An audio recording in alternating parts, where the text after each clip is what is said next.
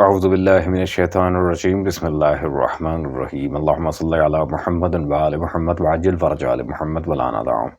تمام مومنین کو یا علی مدد والسلام علیکم ورحمۃ اللہ وبرکاتہ۔ سامعین گرامی قدر،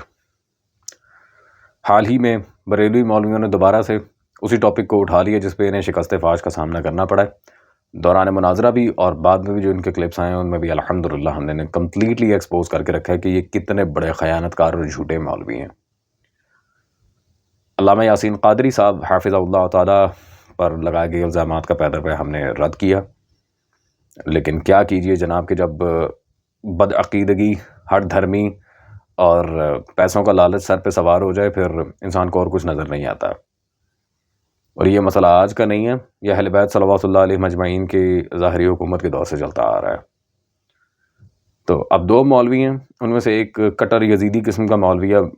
یہ فضل چشتی، اور دوسرے وہی حضرت رئیس النواصب مولوی راشد صاحب۔ انہوں نے دوبارہ سے اب یہی بات کرنے کی کوشش کی ہے افضلیت حضرت ابوبکر پہ اور صحابہ کے اوپر، جیسا کہ ٹائٹل آپ نے ویڈیو کا دیکھا ہے۔ انتہائی مذائقہ خیز قسم کی باتیں انہوں نے کی ہیں۔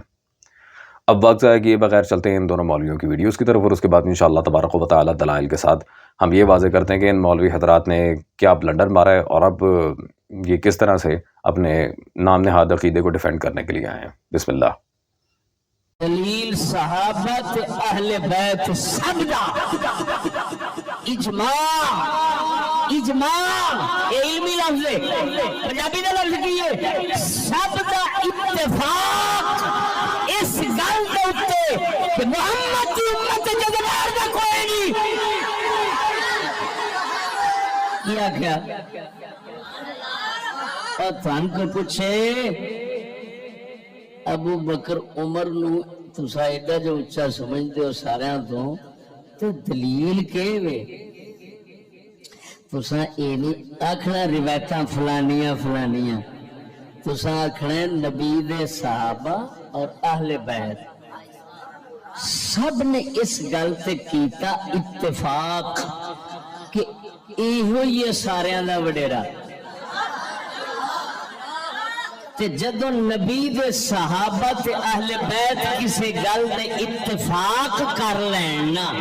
روایت خلاف بھی ہوئے تے چھڈنی پیندی ہے۔ کیوں؟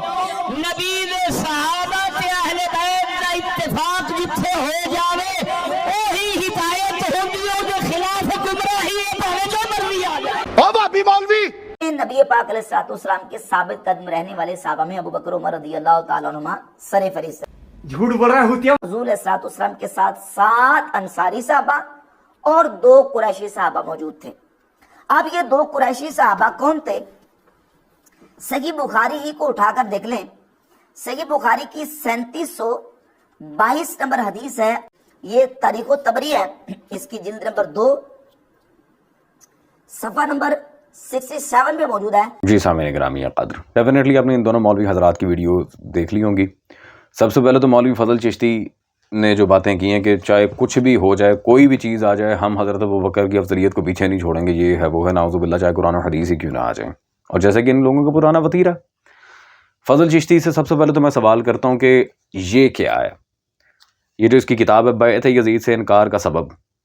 اس بندے نے یزید کے دفاع پہ پوری کتاب لکھی ہے، اور یہ تو اس نے واضح کر دیا کہ خلافت باطلہ کو وہی لوگ پروموٹ کرتے ہیں جو یزید کے حامی ہوتے ہیں، کیونکہ یزید سقیفہ کی طرز پہ ہی تو خلیفہ بنا ہے، وہ کون سا خلیفہ یا امام منصوص من اللہ، نعوذ باللہ من ذالک، علیہ لعن والعذاب۔ تو سامعین گرامی قدر، یزید جیسے حرام زادے کا دفاع کرنے والے بالآخر یزید کی حکومت کے بینیفیشریز کا دفاع تو کریں گے ہی کریں گے۔ پہلی بات تو یہ کہ اس بندے نے صاف اور واضح الفاظ میں جھوٹ بولا ہے۔ ہم نے گزشتہ ویڈیو میں امام ابن عبد البر اندلسی کی کتاب الاستیعاب سے عبارت پیش کی تھی کہ اجلہ صحابہ سلمان، ابو ذر، ابو دجانہ انصاری، ابو سعید خدری اور دیگر،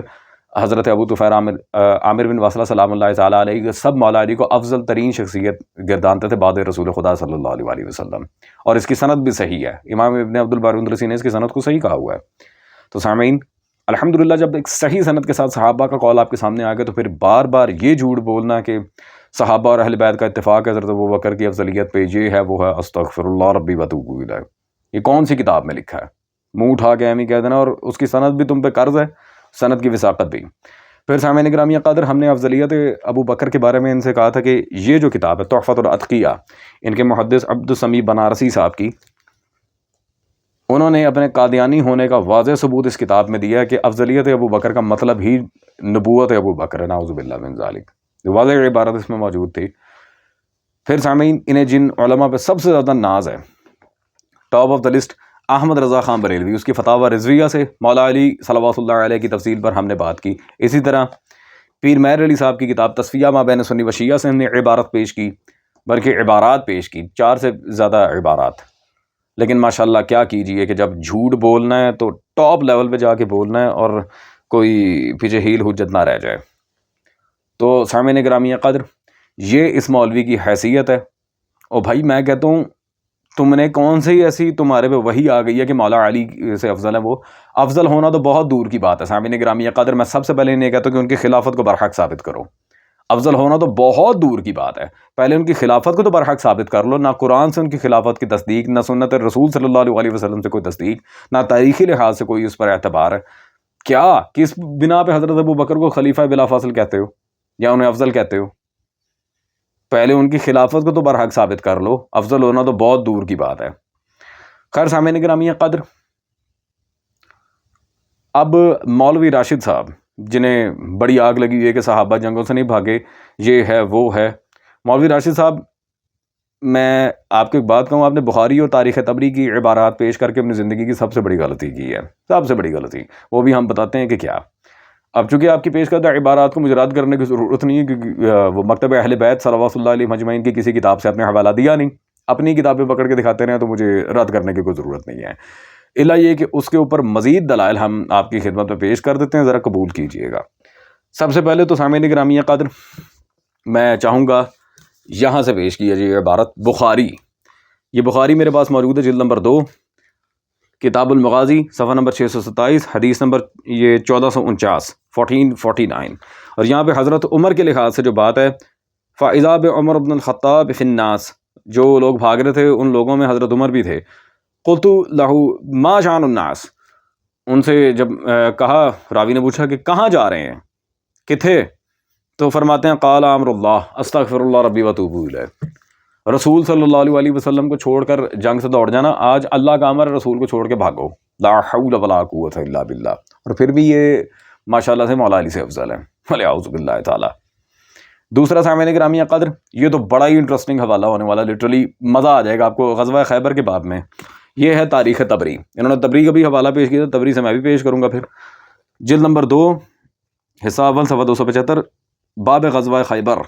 رسول صلی اللہ علیہ وسلم کا علم، اور یہاں پہ واضح عبارت ہے کہ اہل خیبر کے قلعے کے مقابل فروخت ہو کر رسول اللہ صلی اللہ علیہ وسلم نے اپنا علم عمر بن الخطاب کو دیا، کچھ لوگ ان کے ساتھ ہو کر قلعے میں حملہ آور ہوئے، اہل خیبر نے ان کا مقابلہ کیا، عمر ان کے ہمراہی پسپا ہو کر رسول اللہ صلی اللہ علیہ وسلم کے پاس پلٹ آئے، اور عمر کے ہمراہی ان کو اور عمر ان کو بزدل ٹھہرانے لگے،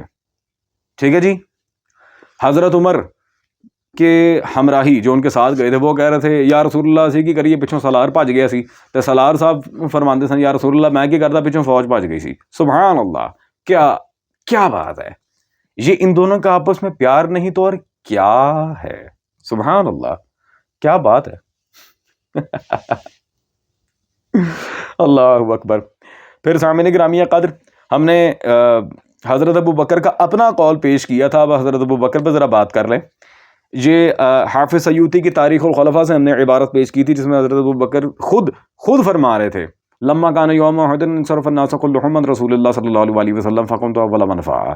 احد کے دن سارے رسول کو چھوڑ کے بھاگے تھے، سب سے پہلے میں تھا جو مڑ کے واپس آیا، تو آنا ہی سی، جب مولا علی نے کفار کو اڑا دیا تھا تو آپ نے تو آنا تھا، یا رسول اللہ پریزنٹ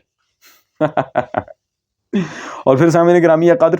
یہی عبارت شیعہ مذہب کے خلاف لکھی گئی کتاب میں دوسری سند کے ساتھ بزبان حضرت عائشہ نقل کی شاہ ولی اللہ محدث دہلوی نے ازالۃ الخفا میں۔ اب یہ جو ان کا ایک ڈرامہ ہے کہ جو